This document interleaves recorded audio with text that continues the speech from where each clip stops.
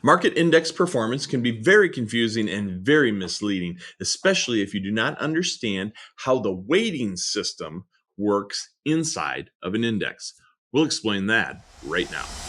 Welcome to the Trending Report, brought to you by USA Financial. The Trending Report is a bi-weekly show that aims to focus on the trend lines rather than the headlines. Each episode features commentary around the state of the market, as well as other factors that may impact your personal finances. The host of the Trending Report is an investment advisor representative of and securities are offered through USA Financial Securities, member FINRA SIPC, a registered investment advisor. The Trending Report is educational and not intended as personal financial advice.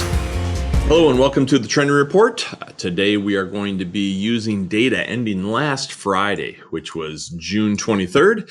And we are going to be talking today not just about the market data and the economic data that impacts all that's going on in the subsets of the stock market, but also we're going to talk about those subsets very specifically, basically meaning that you probably don't truly understand what an index represents. So stock market indexes are used all the time. They are the benchmarks. They are kind of the standards for identifying what's going on in the market. But many people do not have a true understanding of how those indexes are made up, and most specifically, how they're weighted. So we're going to spend some time on that today. And then, as always, we're going to get into the calculations behind what's going on in the stock market from a capitalization standpoint, from a sector standpoint, from an international standpoint, and from the bond market perspective. So with that being said, let's jump right in. Now, this is a visual breakdown of the S&P 500. There are 11 sectors in the S&P 500, and each one of those sectors is being represented by one of these bubbles or circles here that are obviously color-coded. And then within that, you are seeing the stocks and how they are representative of the overall S&P 500 within their subset sector. So, for example, Apple here, the biggest circle within the circle, if you will, the biggest individual stock coming into the information technology sector represents 7.5% of the overall S&P 500 just by itself, just as an individual stock.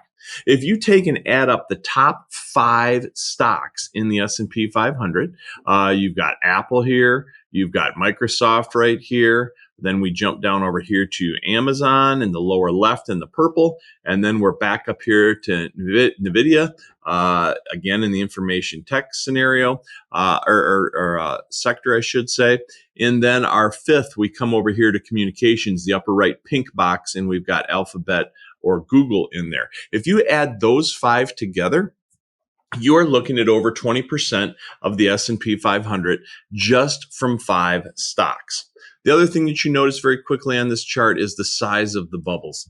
Here, the blue sector, the infotech sector, is over a quarter of the S&P 500. And then down here, you'll see that materials and real estate represent the smallest subsets or sectors within the S&P 500. So the S&P 500 obviously is not equally weighted, is really the moral of this story. It is more heavily weighted towards info, towards healthcare, towards financials, and towards consumer discretionary than it is the other sectors.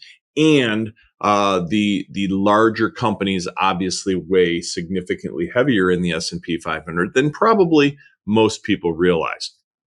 Now, if we take the similar look at the NASDAQ 100, here with the NASDAQ 100, you'll see it's skewed even more even more heavily. Just 7 companies are making up over half of the NASDAQ 100. And if you look over here, Microsoft and Apple, add those two together, and you've got yourself over 25%. I can't write very good with this pointer, but over 25% of the NASDAQ 100 is made up by just 2 companies. So it is very important that you understand if you're investing, especially in ETFs that invest in a sector or ETFs that invest in an index, that you understand that the weighting is something to potentially consider depending on what it is you're trying to use this for. So I hope that helps to identify for you when you're seeing the indexes reported each day on the stock market, the S&P 500, the NASDAQ 100. Obviously, there are many other popular indexes, the Dow Jones Industrial Average, and so on, that they are heavily weighted towards the larger companies. Now, with that being said, let's take a look at what's going on from a capitalization standpoint here in the market. Now, this is our normal calculations. We slightly tweak them, adjust them, try to keep making them more and more valuable to you, easy to understand as we go through time.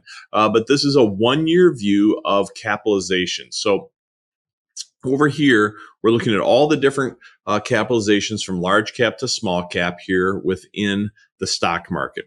And the overall stock market is represented by this blue bar that gives us kind of a baseline, an average, if you will. So what you can see here is that it is the larger cap stocks that are lifting the market right now. The S&P 500, the S&P 100, the NASDAQ 100, which is the QQQ at the very top slot there. It's the larger companies that are lifting up the market right now, and it's the small caps and mid caps that are coming in here down at the bottom. And we're looking at this from both a trend perspective and a swing perspective. Swing is much shorter term, trend is much longer term.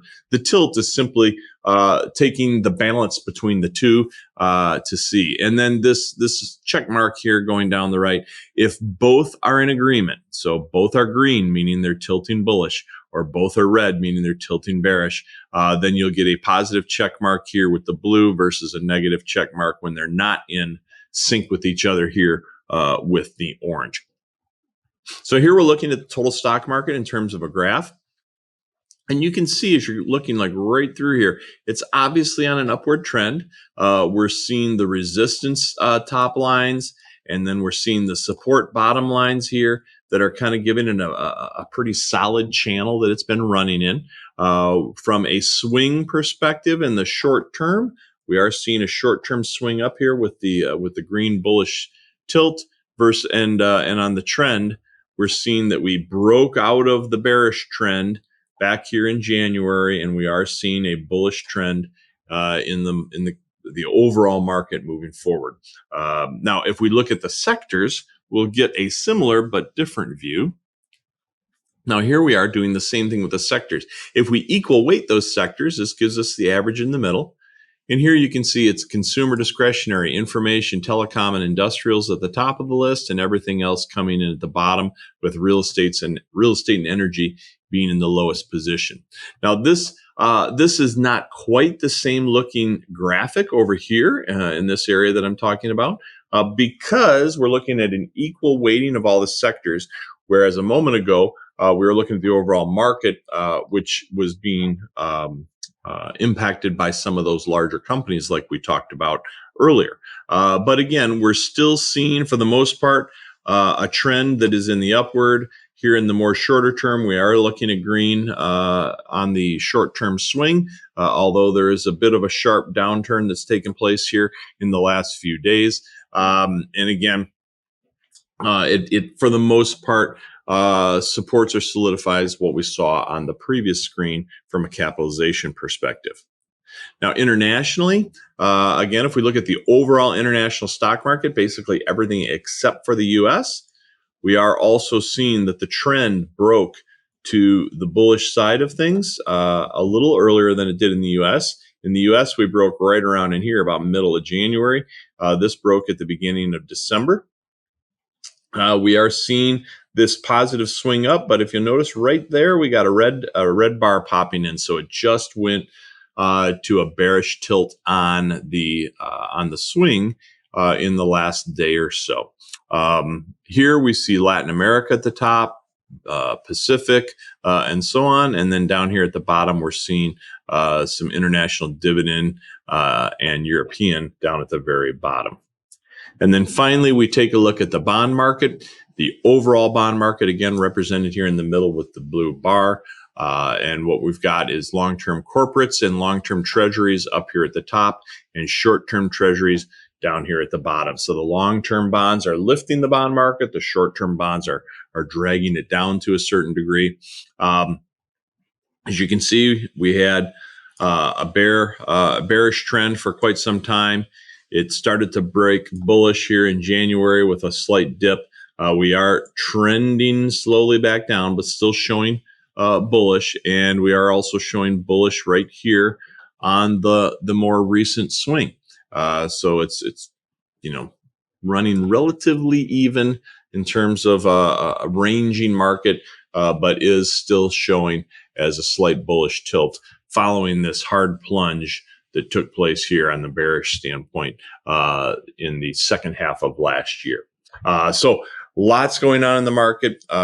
We are seeing a lot of volatility continuing as we go through this. We are still anticipating moves from the Federal Reserve, which the market is trying to digest and identify exactly where things are going to go. Even though they did not raise interest rates at their last session, they were a bit hawkish in identifying that they do intend to continue to raise interest rates, and they believe that more is yet to come.